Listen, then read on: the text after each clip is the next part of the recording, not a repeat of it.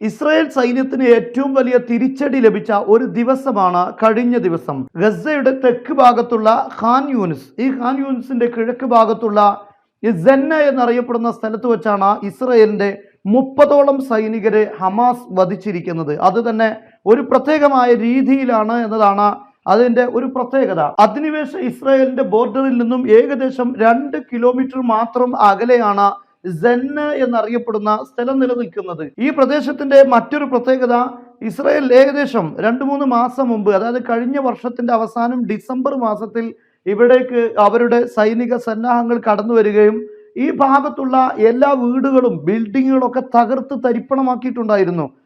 അങ്ങനെ ഈ ഭാഗത്തെല്ലാം അവർ അധിനിവേശം നടത്തി പിടിച്ചടക്കിയിട്ടുണ്ട് എന്ന് അവകാശപ്പെട്ട സ്ഥലവും കൂടെയാണ് സെന്ന എന്നറിയപ്പെടുന്നത്. ഈ സെന്നയിലേക്കാണ് കഴിഞ്ഞ ദിവസം ഇസ്രായേലിന്റെ 3 ടാങ്കുകൾ ഇരച്ചു കയറുന്നത്. ഈ 3 ടാങ്കുകളെയും ഹമാസിന്റെ അൽ യാസീൻ 105 എന്നറിയപ്പെടുന്ന ആന്റി ടാങ്ക് മിസൈൽ ഉപയോഗിച്ചുകൊണ്ട് ഈ 3 മെർക്കോവ ടാങ്കുകളെയും തകർക്കുകയായിരുന്നു. ഈ സാഹചര്യത്തിൽ ഈ ടാങ്കിലുണ്ടായിരുന്ന സൈനികരെ രക്ഷപ്പെടുത്താൻ വേണ്ടി ഇസ്രായേലിന്റെ മറ്റൊരു സംഘം അവിടെ എത്തുകയാണ്.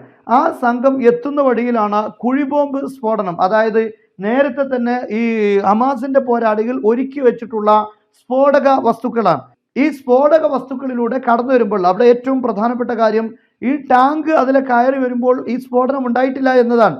പക്ഷേ അവിടേക്ക് സൈനികരെത്തുമ്പോൾ അത് സ്ഫോടനം ഉണ്ടാവുകയും ഇവിടെ വെച്ച് തന്നെ 6 സൈനികർ മരണപ്പെടുകയും ചെയ്തു. ടാങ്കിന്റെ സ്ഫോടനത്തിൽ ചില സൈനികർ മരണപ്പെട്ടിട്ടുണ്ട്. അതുപോലെ തന്നെ ഈ കുഴിബോംബിലൂടെ 6 സൈനികർ മരിക്കുകയാണ്. അങ്ങനെയുള്ള സ്ഫോടനം ഉണ്ടാകുമ്പോൾ ഉടനെ തന്നെ ഇസ്രായേലിന്റെ സൈനികർ ഓടി തൊട്ടടുത്തുള്ള ഒരു വീടിലേക്ക്, ഒരു ബിൽഡിങ്ങിലേക്ക് അഭയം പ്രാപിക്കുകയായിരുന്നു.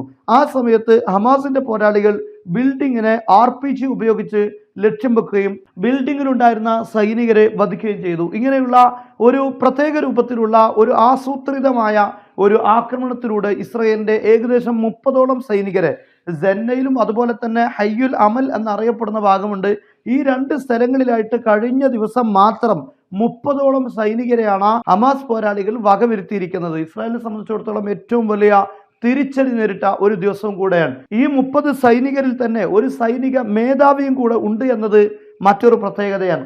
എന്നാൽ ഇവിടെ നമ്മൾ മനസ്സിലാക്കുന്ന മറ്റൊരു കാര്യം, ഈ ബോർഡറിൽ നിന്ന്, അതായത് അധിനിവേശ ഇസ്രായേലിന്റെ വലിയ മതിൽക്കെട്ടുകളുണ്ട്. അതായത് ഇസ്രായേലിലേക്ക് ഗസയിലുള്ള ആളുകൾക്ക് കടക്കാതിരിക്കാനുള്ള വലിയ മതിൽക്കെട്ടുണ്ട്.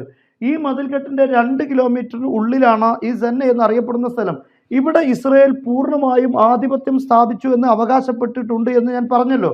എന്നാൽ ഈ സ്ഥലത്താണ് ഇത്രയും ശക്തമായ ഒരു പ്രതികരണം, അതായത് ടാങ്കുകൾ കടന്നു വരുമ്പോൾ തന്നെ ടാങ്കുകളെ വെല്ലുവിളിച്ചുകൊണ്ടുള്ള ആക്രമണം ഇവിടെ നിന്ന് ഉണ്ടായിട്ടുണ്ട്. ഇതിൽ നിന്ന് വ്യക്തമാകുന്നത് ഈ ഫലസ്തീനിന്റെ ഗസയുടെ ഒരു ഭാഗത്തും ഇസ്രായേൽ അധിനിവേശം നടത്തി പിടിച്ചടക്കി എന്ന് പറയാൻ പറ്റിയ ഒരു മേഖലയും ഒരു ഭാഗവും ഇല്ല എന്ന് തന്നെയാണ്. കാരണം 4-5 മാസം മുമ്പ് മുഴുവൻ എല്ലാ സൈനിക നടപടികളും പൂർത്തിയാക്കിയെന്ന് അറിയപ്പെടുന്ന സ്ഥലത്താണ് ഈ പ്രശ്നം നമ്മൾ കാണുന്നത്. കഴിഞ്ഞ ആഴ്ചകൾക്ക് മുമ്പാണ് നമുക്കറിയാം വടക്കൻ ഗസയിലെ ഷിഫ ഹോസ്പിറ്റലിന്റെ ഭാഗത്ത് അതിശക്തമായ പോരാട്ടം നടന്നത്. അവിടെയും യഥാർത്ഥത്തിൽ ഇസ്രായേൽ സൈനിക ദൗത്യം പൂർത്തീകരിച്ചു, അവിടെയെല്ലാം കീഴടക്കി എന്ന് പറയപ്പെട്ട ഒരു സ്ഥലമാണ്. പക്ഷെ അവിടെയും നമുക്കറിയാം കഴിഞ്ഞ ആഴ്ചകൾക്ക് മുമ്പ് അതിശക്തമായ ആക്രമണം ഉണ്ടായി.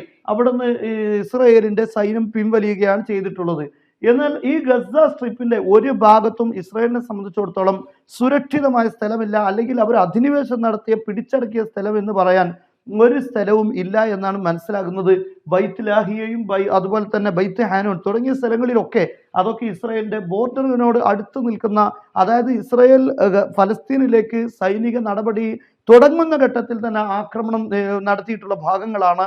ആ ഭാഗങ്ങളിലും ഇപ്പോൾ ഇസ്രായേൽ സൈനികർക്ക് കടന്നു വരാൻ പറ്റാത്ത വിധം അതിശക്തമായ ചെറുത്തുനിൽപ്പ് നിലനിൽക്കുകയാണ്. ഏതായിരുന്നാലും ഇറാന്റെ ഭാഗത്തു നിന്നുള്ള തിരിച്ചടി നേരിടുന്ന ആ ഒരു ആശങ്ക ഇസ്രായേലിനകത്ത് നിലനിൽക്കുമ്പോഴാണ് വലിയൊരു ഇടിത്തിയായി ഇസ്രായേലിന്റെ സൈനികർക്ക് കഴിഞ്ഞ ദിവസം ഇത്രയും വലിയൊരു പ്രഹരം ഗസയിൽ നിന്ന് ഉണ്ടായിരിക്കുന്നത്. യഥാർത്ഥത്തിൽ ഇസ്രായേലിന് ഈ ഗസയിലുള്ള ഈ നടപടിയിലൂടെ രാഷ്ട്രീയപരമായും അതുപോലെ സൈനികപരമായും പൂർണ്ണ പരാജയമാണ്. ഒരു ലക്ഷ്യം പോലും നേടിയെടുക്കാൻ സാധിച്ചിട്ടില്ല. പിന്നെ ഉള്ളത് ഹിറ്റ്ലറിന്റെ അതേ ഒരു നീക്കം മാത്രമാണ്. അതായത് ഒരു സമൂഹത്തെ മൊത്തം ഉന്മൂലനം ചെയ്യുക എന്ന രീതിയാണ് സ്വീകരിച്ചിട്ടുള്ളത്. ഇപ്പോൾ യഥാർത്ഥത്തിൽ ഇസ്രയേലിന് പിന്തുണ പ്രഖ്യാപിക്കുന്ന ആളുകൾ ഹിറ്റ്ലറിന് പിന്തുണ പ്രഖ്യാപിച്ചവർ മാത്രമാണ്. അമേരിക്കയെ സംബന്ധിച്ചിടത്തോളം ബ്രിട്ടൻ കഴിഞ്ഞ ദിവസം അതിശക്തമായ രൂപത്തിൽ ഇസ്രയേലിന് വാർണിംഗ് നൽകി കഴിഞ്ഞു.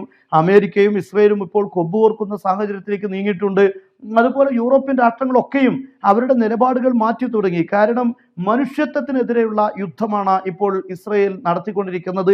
ഏതൊരു രീതിയിലാണോ ഹിറ്റ്ലർ സൈനിക നടപടി നടത്തിയിരുന്നത് അതേ രീതിയിൽ തന്നെയാണ് ഇപ്പോൾ ഇസ്രയേൽ നടത്തുന്നത്. പക്ഷേ ഹിറ്റ്ലറിന്റെ ആ നടപടികളിലൂടെ വിജയം കൈവരിക്കാൻ ഹിറ്റ്ലറിന് സാധിച്ചിട്ടില്ല.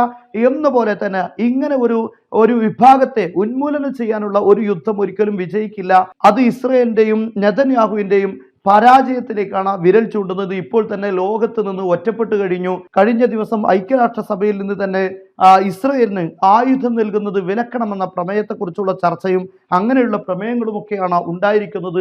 ലോകത്ത് നിന്ന് ഇസ്രയേൽ ഒറ്റപ്പെടുന്നതാണ് ഇപ്പോൾ നമുക്ക് കാണാൻ സാധിക്കുന്നത്. നിങ്ങൾ എവിടെയാണെങ്കിലും നിങ്ങളുടെ കുട്ടികൾക്ക് ലൈവായി തന്നെ മദ്രസ പഠനം നടത്താനുള്ള ഏറ്റവും നല്ല ഓപ്ഷൻ ത്വയ്ബ ഓൺലൈൻ അക്കാദമി.